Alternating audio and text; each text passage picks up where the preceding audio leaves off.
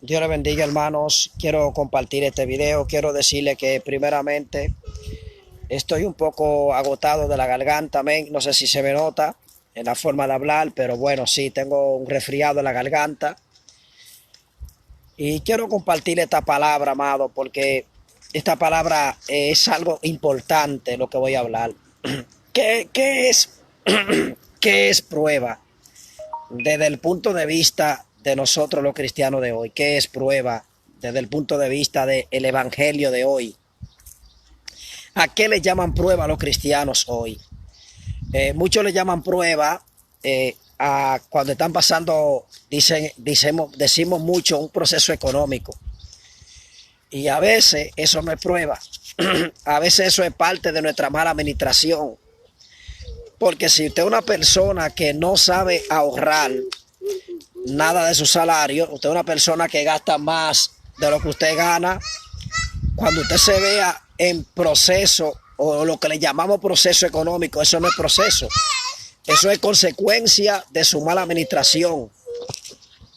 Muchos le llamamos prueba a esos desiertos económicos, ¿no? Que es un desierto económico, varón, que la despensa está vacía, que no tengo empleo, que no tengo nada. Y a veces es por nuestra mala administración. Porque si usted dura 7 años, 20 años, 30 años trabajando en una empresa y usted guarda por lo menos el 10% de su salario, usted no va a pasar ese tipo de crisis económica. Entonces, a veces son cosas que pasamos por la mala cabeza. Porque ¿cuánto dinero nos da el Padre, amado, en el año? ¿Cuánto dinero te da Dios a través de esa empresa que tú trabajas, que te da un salario? Y tú, tal vez por querer gastar más de lo que ganas, por querer privar, te pones a coger préstamo, te pones a coger tarjeta de crédito y nunca tienes un ahorro. Entonces, cuando viene la escasez, le llamas pruebas a ese tipo de cosas. A veces eso no es prueba. Eso es por nuestra mala administración. ¿A qué otra cosa le llaman prueba a muchos cristianos que están hablando mal de mí? Que me voy de la iglesia porque fulana habló de mí. Porque fulano, sultano, habló de mí. Me voy de la iglesia porque el pastor no me busca. Porque la esposa del pastor no me llama. Porque los hermanos no me saludan. Porque me enteré que esa hermana o ese hermano calumnia de mí. Esos son tonterías. Yo le llamo a esos cristianos flacuchos espiritualmente, cristianos débiles por falta de leer la palabra, por falta de estudiar la palabra. Porque si usted se va de la iglesia porque según usted toda la iglesia son hipócritas, entonces usted es el primer hipócrita que no cabe dentro del montón de hipócritas, porque usted va a la universidad y la universidad está llena de hipócritas. Usted va al trabajo y el trabajo está lleno de hipócritas. Usted va en el metro y el metro está lleno de hipócritas. Entonces, amado, eso que usted le llama que es una prueba, porque hablen mal de usted, porque lo calumnien, usted es una persona débil en la fe. Eso no es una prueba tampoco que digamos, sí puede ser que te sientas mal como ser humano cuando te calumnien, cuando hablen mal de ti.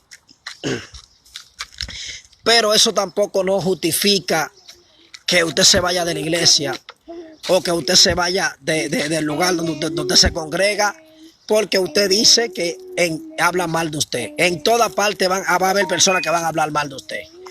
En toda parte usted va a ser perseguido. A donde quiera que usted vaya hay hipócritas. Acuérdese que la iglesia es un hospital donde van los enfermos. Y donde el Señor va sanando y va liberando, va capacitando, va santificando a los hermanos.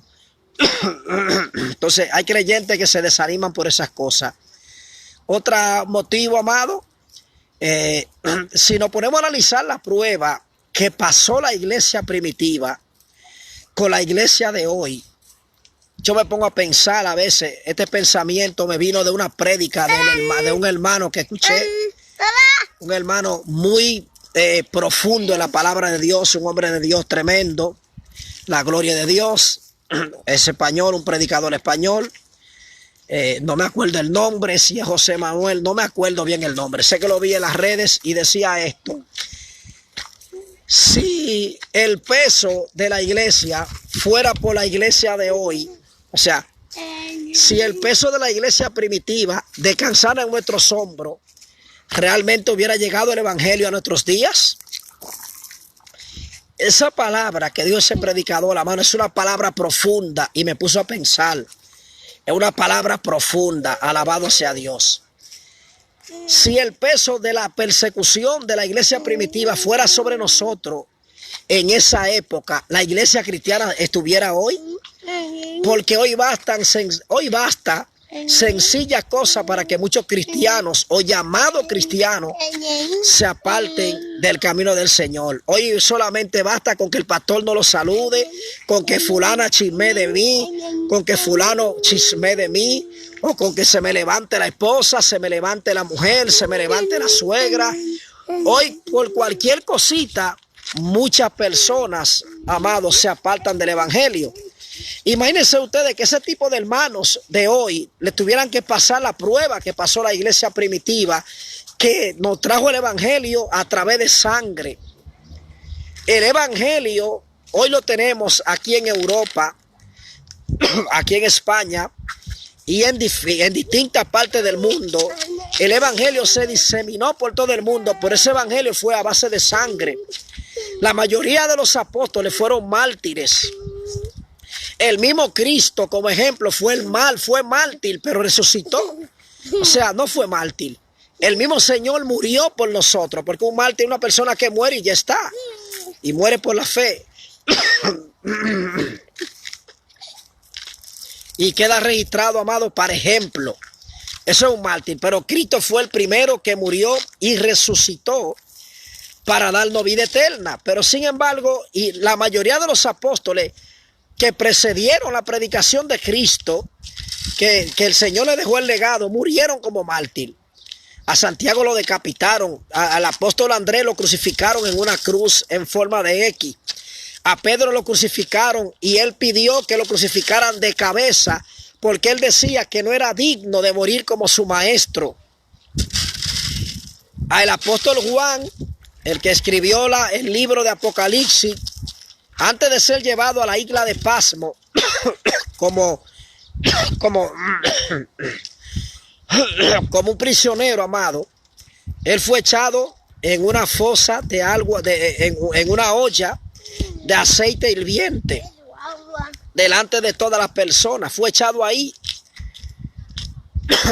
Pero dice la historia que cuando Nerón vio que él salió más vivo del aceite hirviendo que como entró, el imperio romano se asustó y entonces decidieron llevar a Juan y expatriarlo para la isla de Pasmo, para que muriera allá con trabajo forzado de hambre. Y ahí entonces Jesús le da la revelación del Apocalipsis a Juan. Entonces, amado, ¿qué quiero decirle yo con esto a ustedes? La mayoría de los discípulos murieron trágicamente. Una muerte muy trágica, una muerte muy trágica realmente, amado. Pero hoy en día la iglesia de hoy es una iglesia debilucha. Somos una iglesia debilucha porque nos quejamos, que si no tenemos trabajo es una gran prueba. Que si hablan mal de nosotros en la iglesia, eso es una gran prueba. No que si nos persiguen, que si nos amenazan, que el diablo se levantó. Hermano, yo le llamaría ñoñería. Evangélicos ñoños espirituales que tienen que usar bobos espirituales. ¿Sabe por qué, amado? Porque no leen la palabra, porque no leen la Biblia, porque no dedican tiempo a la oración y a la palabra. Porque si usted dedica tiempo a la oración y a la palabra, usted se va a dar cuenta que lo que pasaron los profetas y los apóstoles realmente eran pruebas comparado con las pequeñeces que a veces pasamos.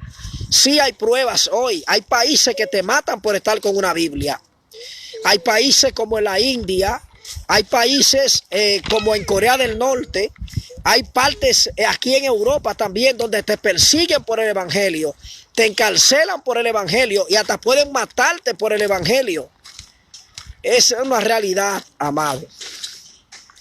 Entonces, no tienen agua. Ven, vamos para la casa, ve agua, ven. Entonces, amado, sí hay pruebas. Hay pruebas, es una realidad. Hay pruebas en este tiempo. En la India te matan por predicar en la India, en ciertos lugares. En China te encarcela. El comunismo de China, diabólico, satánico, encarcela a los cristianos. Hay países donde se persigue a la iglesia, pero la iglesia de hoy, la mayoría está muy bendecida. Está muy cómoda, amado, está muy próspera. Y gloria a Dios por esos momentos de prosperidad, de bendición. Lo que quiero decirle es que no todo es prueba. O sea, no todo es prueba como muchos creen. No todo es una prueba fuerte, amado. Hay cosas sencillas que la vemos como pruebas. Hay picada de mosquito. El diablo no le hace la guerra a todo el mundo. Hay un viaje de gente ñoña en las redes sociales. Que el diablo me está haciendo la guerra. Que yo voy a ganar la batalla. Un viaje de gente ñoña, amado, que usted ve en las redes sociales que el diablo me está haciendo la guerra, que el diablo se ha levantado contra mí. Un viaje de gente que ni siquiera ora, que ni siquiera ayuna, que lee la palabra como un periódico de 15 minutos. Un viaje de gente que no evangelizan. Un viaje de gente, amado, que vive un evangelio de apariencia, hasta en pecado y haciendo cosas de que Dios se le está levantando. Que Satanás ni lo conoce en el mundo espiritual. No a todo el mundo Satanás le hace la guerra. No a todo el mundo se le levanta el diablo. Hay personas que sí representan un peligro en el mundo espiritual, amado, porque son personas que predican la palabra, son personas que ganan alma para Cristo, son personas que dan fruto digno de arrepentimiento. Y sí, Satanás le hace guerra, pero hay personas que no lo conoce el diablo y no lo conoce Dios, porque son personas que no viven la palabra, amado, que viven un evangelio de apariencia, que no predican, que no dan testimonio, que tienen 5 novias dentro de la iglesia, un viaje de mujeres pintándose, tiñéndose el pelo, desrizándose, amado, un viaje de mujeres mundanas dentro de la iglesia. Gente que cuando le hacen guerra, cualquier chismecito es suficiente para que se aparten del evangelio. Cualquier palabrita es suficiente para negar a Cristo. Cualquier cosa que le hagan es suficiente. Es gente ñoña que no leen la Biblia, que no ayunan, que no oran, que ni lo conoce Dios ni lo conoce el diablo. Ojo, no estoy diciendo, amado, que no haya guerra espiritual. Sí hay guerra espiritual, pero Satanás no le hace guerra a todo el mundo. Hay personas que sí el diablo lo conoce y le hace guerra, pero hay personas que Satanás no lo conoce, porque son pecadores dentro de la iglesia que no dan fruto de arrepentimiento. La prueba de hoy son picadas de mosquitos. Son más bien ñoñerías comparadas con las pruebas que pasó la iglesia primitiva, donde decapitaron al apóstol Jacobo, al hermano del Señor, donde a Santiago lo tiraron del pináculo del templo, de donde se dice la historia que Satanás tentó a Cristo en ese lugar. Dice la historia que de ahí tiran al apóstol Santiago y cuando cayó vivo lo mataron a espada. Al apóstol Andrés, por su tremenda predicación, lo crucificaron en la India.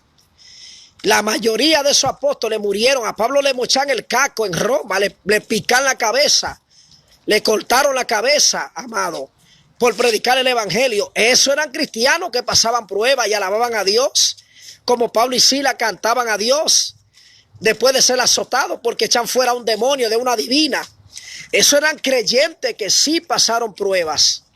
Pero hoy en día lo que usted está pasando es un evangelio de riqueza, de comodidad, un evangelio en gloria. Gloria a Dios por ese momento, amado.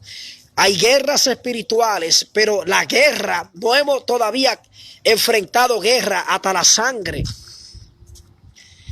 No todo cristiano está capacitado para morir por causa del evangelio. Son pocas las personas que están capacitadas, porque si hay personas que llegan a Cristo con el simple hecho, amado, de que no los saluden en una iglesia, Si hay personas que traicionan a Cristo por el simple hecho de que escuchan que el pastor habló mal de ellos, o de que un líder habló mal de ellos, esos cristianos no califican ni para entrar al cielo, ni siquiera califican, y mucho menos para pasar un examen de ese tipo de guerra. El diablo no le hace guerra a todo el mundo. No todo es guerra espiritual. Hay ñoños en la iglesia y hay verdaderos guerreros. Dios le bendiga y Dios le guarde.